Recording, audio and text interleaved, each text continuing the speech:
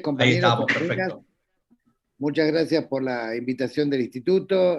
Muy contento de estar trabajando y dialogando con ustedes. Vamos a tratar de profundizar algunos de los ejes que muy bien describió Patricia respecto a la trata de personas. En primer lugar, comentarles que la trata de personas no es un fenómeno argentino, es un fenómeno mundial. Es un delito gravísimo, el tercer delito más rentable a escala mundial. Luego del tráfico de armas y el tráfico de drogas, es el tercer delito más rentable a escala del crimen organizado. Factura de manera ilegal 150.000 millones de dólares. Y de acá se deducen dos cuestiones prácticas. La primera es que la trata está íntimamente vinculada al lavado de activos. Es una forma de acumulación mafiosa de capital. Y la segunda es que tiene una capacidad económica muy grande para poder corromper fronteras, territorios, atravesar transnacionalmente a los países, y por lo tanto la única manera de poder combatirla efectivamente es en red. No se puede combatir al crimen organizado desorganizadamente. Por lo tanto, cae de Maduro que el trabajo interinstitucional a escala nacional, a escala provincial, a escala municipal, tiene que estar perfectamente aceitado y además trabajando en cooperación con los sindicatos, trabajando en cooperación con las organizaciones de la sociedad civil y con el pueblo todo, porque en definitiva es un tema de derechos humanos que afecta a la vida, afecta a la libertad y afecta a la dignidad de las personas. Y lo quiero explicar desde las raíces latinoamericanas y de las raíces argentinas, la lucha contra la trata, que es muy profunda y tiene un carácter histórico. Hay que recordar que en la época de la llamada conquista de América hubo una esclavización masiva de poblaciones originarias a través de métodos como la mita, como el yanaconazgo, que hoy tipificarían perfectamente en el delito de reducción a la servidumbre, de trata con fines de explotación laboral e incluso de trata con fines de explotación sexual, si hoy ocurrieran hechos de esta naturaleza. Y hubo una compañía entre los conquistadores que fue contra la corriente, que trató de hermanarse con los pueblos originarios, trató de entender su idioma, trató de entender su cultura, trató de generar una comunidad organizada de iguales, que fue la compañía de los jesuitas, a través de las misiones jesuíticas, y ese intento que logró reagrupar 330.000 aborígenes y sacarlos de la situación de esclavitud y ayudarlos a construir comunidades organizadas, fue desmantelado por el imperio portugués y español de la época, que convencieron al Vaticano de aquel entonces de que no era muy rentable el trabajo que estaban haciendo los jesuitas porque no dejaban explotar salvajemente a los pueblos originarios. Mientras tanto, ustedes recordarán que Inglaterra formaba su primer capital, Inglaterra, que asomaba como el país de alguna manera más potente en la era del capitalismo, asomaba, digamos, su prosperidad sobre la base de la esclavización completa de un continente entero, el continente africano. También fue una forma de acumulación mafiosa de capital, también fue una forma de, digamos, de la más abyecta violación a los derechos humanos. También quiero recordarles que fue la Argentina la que en 1913, bueno, hoy tenemos un papa que emerge de la Compañía de Jesús, justamente que emerge de la lucha que en su momento y allá lejos y hace tiempo dieron los jesuitas, luego Mamantula, hoy Beata, de Santiago del Estero, dieron justamente para tratar de hermanarse con los pueblos originarios, respetar su idioma, respetar sus culturas y construir, digamos, misiones que estuvieran basadas en la solidaridad y en la fraternidad. Hay que recordar también que Mamantula tuvo una influencia decisiva en los líderes de la Revolución de Mayo, por lo tanto, son ideas que fueron pasando a lo largo del tiempo. Hay que recordar también a mediados de 1800, cuando los sindicatos anarquistas y socialistas comenzaron a organizarse en la Argentina y a pelear por sus reivindicaciones. Entre esas demandas planteaban el fin de la prostitución, entre esas demandas planteaban el fin de la explotación infantil, planteaban la regulación de las horas de trabajo. Hay un periódico muy interesante de las mujeres anarquistas, de los sindicatos anarquistas, que se llamaba La Voz de la Mujer, que denunciaba al Estado proxeneta de aquel entonces, que regulaba la prostitución, que la habilitaba, que permitía de alguna manera con libertades sanitarias, digamos, a la prostitución y a la explotación de las mujeres que estaban en estado de vulnerabilidad, y que eso influyó mucho en un legislador, Alfredo Palacios, para que se sancionara en 1913 la primera norma en el mundo de lucha contra la trata. El 23 de septiembre se conmemora todos los años el Día Internacional contra la Explotación Sexual en homenaje a la primera norma que hubo en el planeta contra la trata de personas, que fue Argentina, que brotó de las entrañas de los sindicatos, que brotó de las entrañas de las mujeres obreras y que fue un legislador hombre, porque en aquel momento a la mujer no se le permitía participación política directa, el que se hizo eco de esas demandas y las tradujo en la norma que se votó en 1913. También quiero recordar que el hito fundacional del 17 de octubre indiscutiblemente es el Estatuto del Peón, y que el Estatuto del Peón fue el primer grito de un Estado popular, concretamente, contra la esclavitud en el ámbito rural, que era claramente abyecta. O sea, gente que trabajaba más del máximo legal permitido, que cobraba menos que el salario mínimo vital y móvil, que eran tratados como objetos, que vivían en condiciones de hacinamiento extrema, y desde la Secretaría de Trabajo y Previsión, Perón, a través del Estatuto del Peón, dictó una norma que combatió muy profundamente todo lo que tenía que ver con la esclavitud en el ámbito rural. Viniendo más en el tiempo, de manera contemporánea, hay que destacar que bajo el gobierno de Néstor y Cristina se sancionaron las dos leyes integrales de lucha contra la trata. La primera, la del 2008, y la segunda, la del 2012, que fue la reforma, que fue la que creó el Comité Ejecutivo de Lucha contra la Trata y también creó el Consejo Federal de Lucha contra la Trata, que son organismos, digamos, que por ley tienen que planificar bianualmente las acciones para mejorar los estándares de intervención en materia de prevención, en materia de persecución y en materia de restitución de derechos para las víctimas. Y el Comité Ejecutivo y el Consejo Federal son organismos interdisciplinarios. El Comité Ejecutivo depende de Jefatura de Gabinete, pero lo integran representantes del Ministerio de Justicia, de Seguridad, de Trabajo, de Desarrollo Social, de Mujeres, Género y Diversidad, y el Consejo Federal lo integran un montón de ministerios y organismos asociados y además representantes de todas las provincias. Y ambos han sido constituidos bajo, de alguna manera, la reflexión filosófica elemental de que todos somos buenos, pero si nos controlamos vamos a ser mucho mejores, sobre todo a la hora de combatir un delito tan rentable y con tanta capacidad de corrupción, de coima, de alguna manera que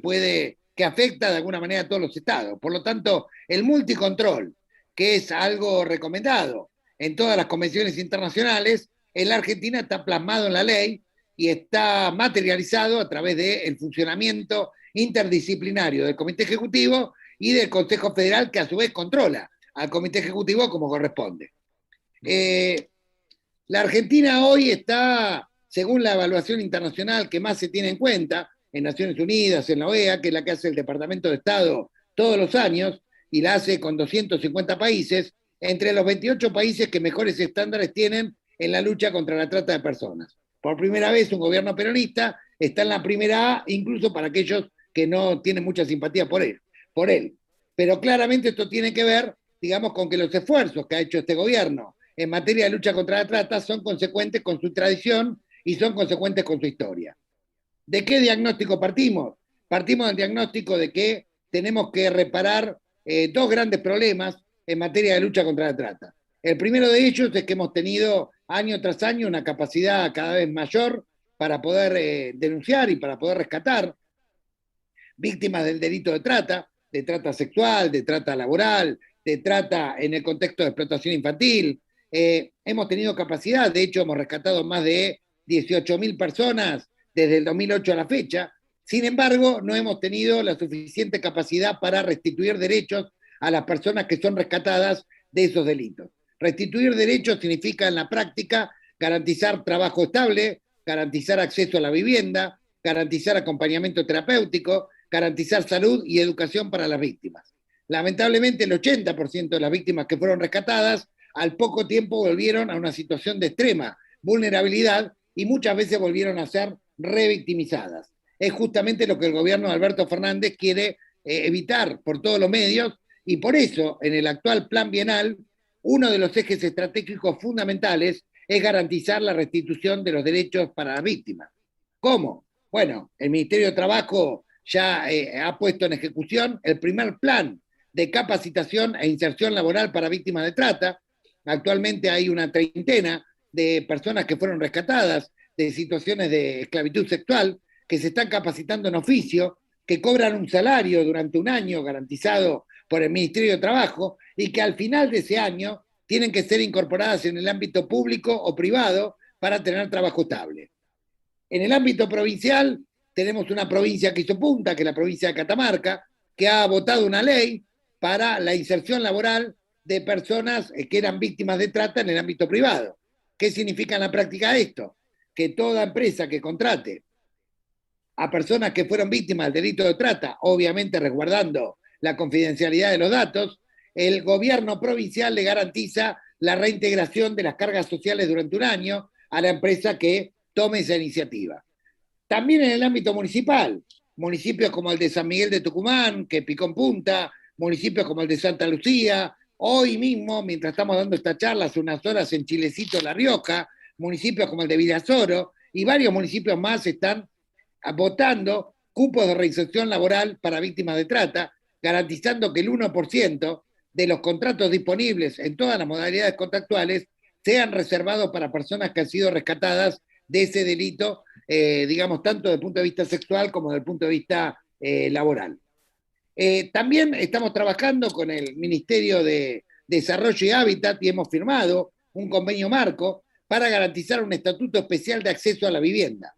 Esto significa concretamente que todos los institutos de vivienda provinciales tienen que reservar un segmento, digamos, dentro del cupo de emergencia para personas que son víctimas del delito de trata de personas a fin de garantizarles el acceso a la vivienda o bien la reparación de las viviendas ya existentes. También se ha firmado un convenio marco con el Ministerio de Salud de la Nación, que lo van a refrendar todos los institutos provinciales de salud mental de las provincias, que garantiza el acompañamiento terapéutico todo el tiempo que fuera necesario para las personas que fueron víctimas del delito de trata de personas, porque claramente los traumas no tienen fecha, cada caso es particular, algunos de esos traumas duran toda la vida y el acompañamiento terapéutico de un estado presente es absolutamente indispensable para el equilibrio emocional y la reinserción, digamos, plena en la restitución de derechos para las víctimas. Además, estamos a pocos días del anuncio de la constitución del Fondo Fiduciario en la órbita del Ministerio de Justicia, que es un fondo que va a administrar los bienes decomisados en la justicia por el delito de trata, y esos bienes van a ser utilizados exclusivamente para la reparación económica de las víctimas.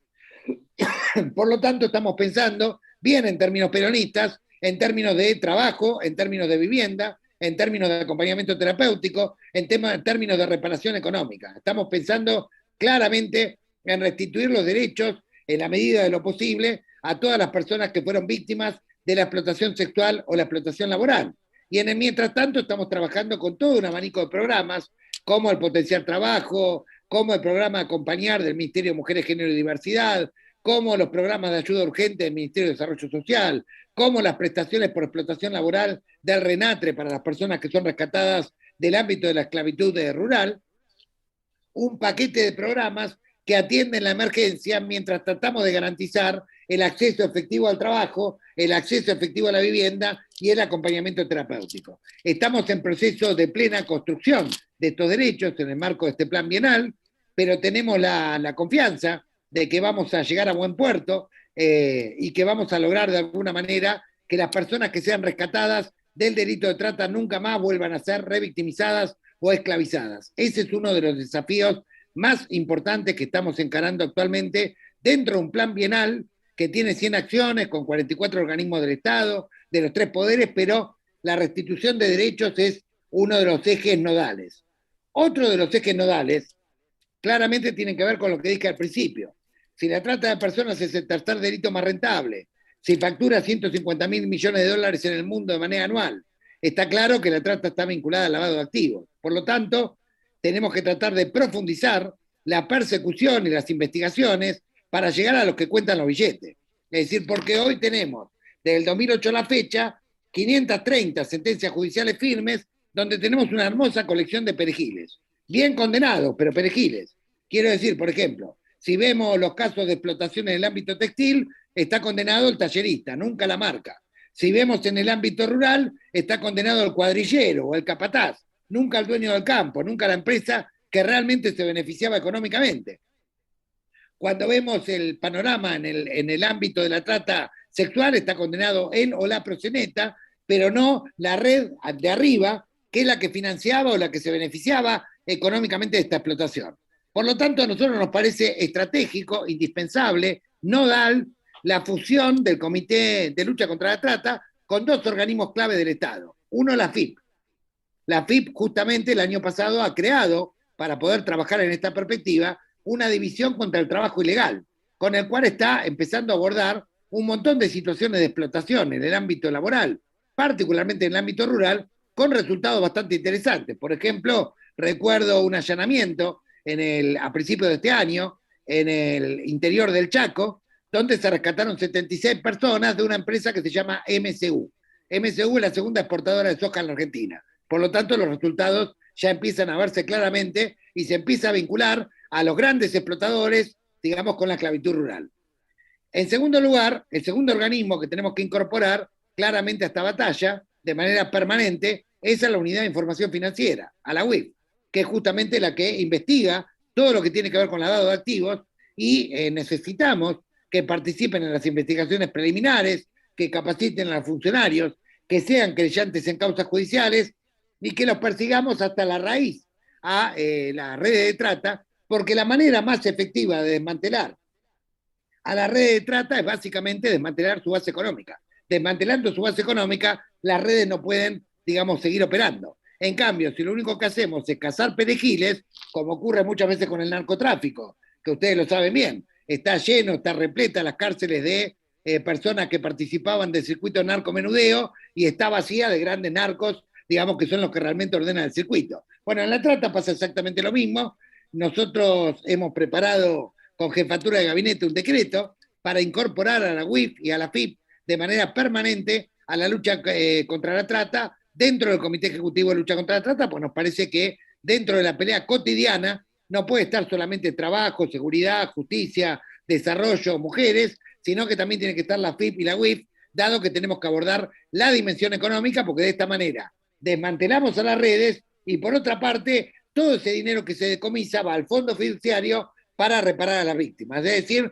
empezamos a generar un circuito virtuoso. El circuito virtuoso es perseguir hasta abajo de la cama a los tratantes, sacarle todos sus bienes, desmantelar sus redes y con esos bienes reparar a las víctimas. Ahora estamos en un circuito un poco decisivo, que es el que estamos tratando de romper. Se rescatan víctimas que no se restituyen derecho y al poco tiempo vuelven a ser explotadas y se investigan causas que paran en la estación de los perejiles y las redes siguen intactas. Bueno, esto es lo que estamos tratando de romper y en esto tenemos el pleno apoyo del gobierno nacional, tanto de jefatura de gabinete como de presidencia de la Nación y de la mayoría de las provincias de la República Argentina, donde hemos constituido mesas interinstitucionales con las que estamos trabajando y coordinando a escala nacional, a escala provincial, a escala municipal,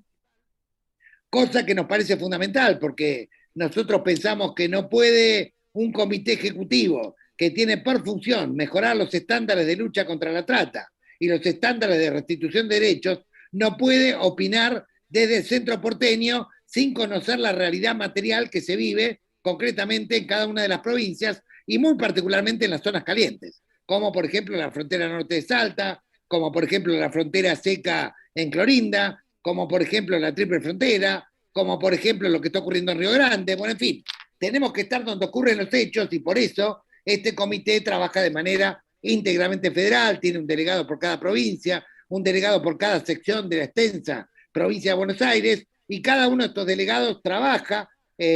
permanentemente, tanto con los gobiernos provinciales como con los municipales, y esto ya ha empezado a dar resultados rápidos. Resultados rápidos significa que en la búsqueda de personas desaparecidas, en la intervención rápida de causas, en la intercomunicación entre las provincias, ya se están viendo resultados mucho más eficaces que lo que teníamos años atrás. Por lo tanto, estamos contentos con esta lucha, estamos contentos con este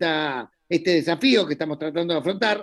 y estamos trabajando mancomunadamente tanto con las provincias, con los municipios, con los sindicatos, con las organizaciones de la sociedad civil, porque no nos olvidamos de que este es un tema que naturalmente en Latinoamérica tenemos que estar y en la Argentina particularmente tenemos que estar orgullosos porque fuimos los primeros que tuvimos una norma de lucha contra la trata en el mundo, fueron los primeros que tuvimos un estatuto para luchar contra la esclavitud en el ámbito rural, y porque tuvimos leyes integrales que hoy son ejemplo e incluso son reconocidas por países que por ahí no nos tienen tanta simpatía cuando gobiernan los peronistas, pero que han tenido que reconocer que estamos entre los 3 países que más luchan contra la trata en Latinoamérica, y claramente esto tiene que ver con todos los esfuerzos que han hecho las provincias, los municipios y también el gobierno nacional. Así que bueno, quería agradecerles. Esto es una lucha que nos compromete a todos y todas, no solamente a los funcionarios. Hay desafíos coyunturales que tenemos que afrontar, el 500.000 de personas no registradas que hay en el ámbito rural, que lo estamos combatiendo fuertemente junto con Guatre, que a partir de que tiene una nueva conducción, trabaja estrechamente junto con el comité, las medidas que ha tomado el gobierno de Alberto Fernández para tratar de compatibilizar el tema de los planes con el trabajo temporario, que han ayudado mucho para poder combatir de alguna manera la informalidad en el ámbito rural. Estamos trabajando mucho también el tema de trata y grooming, y mucho de alguna manera lo que es la utilización creciente de las redes de trata del ámbito virtual. Por lo tanto, estamos trabajando y cooperando estrechamente con cibercrimen, con ciberdelito, preparando módulos de capacitación para funcionarios y funcionarias, tratando de trabajar la prevención temprana desde las escuelas, y hay varias provincias en las que ya estamos articulando con los sindicatos docentes y con el Ministerio de Educación, tratando de investigar y tratando de entender y tratando de sancionar normas que permitan combatir a organizaciones coercitivas, popularmente llamadas sectas. Hoy justamente tuvimos una denuncia muy importante que entró al respecto, tratando de legislar sobre la tipificación penal para sancionar el delito de compra y venta de bebés, niños, niñas y adolescentes. Hemos presentado un proyecto, tiene estado parlamentario del año pasado, estamos trabajando con la Comisión de Seguridad de la Cámara de Diputados de la Nación. Por lo tanto, hay muchos frentes abiertos, pero lo estamos haciendo con un espíritu profundamente jesuita, profundamente justicialista, ¿por qué no también socialista, de aquella rama que votó en su momento la primera norma de lucha contra la trata? Y esto obviamente hunde sus raíces en nuestra historia, en nuestra querida Latinoamérica, y naturalmente queremos honrar estos desafíos y estar a la altura de las circunstancias, en tiempos donde la pandemia nos dejó mucha desocupación, y en tiempos donde esta cultura del descarte, cuanto más descarte crea, más condiciones crea para que pueda existir